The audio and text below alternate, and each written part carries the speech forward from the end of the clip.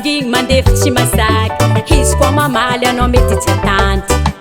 fiainagna hypocrite mba hialaza alozy fa tsy mety jery lomorigninao io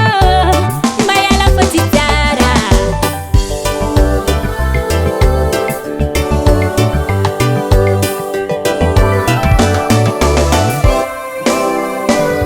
mantretreky anao ty mila hady olo tsy ty malo aminao miazaky rary tsy midiky izy mangigny mandefy tsy masaky izy koa mamaly anao mety tsy atanty fiainagna hypocrite mba hialaza alozy fa tsy mety jery lomorigninao io mba hiala fa tsy tsara mba hiala nitoetry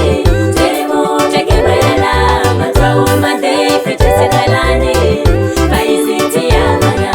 mba mivoleza mitoetry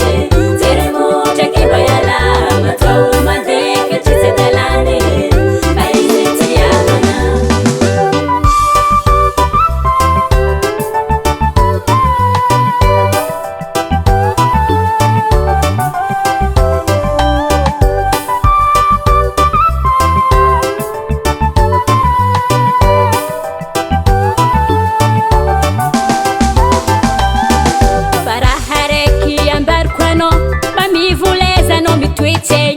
lomorigninao tsonahirignanao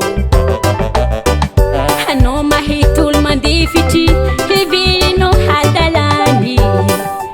izy ro tsy atala izy ty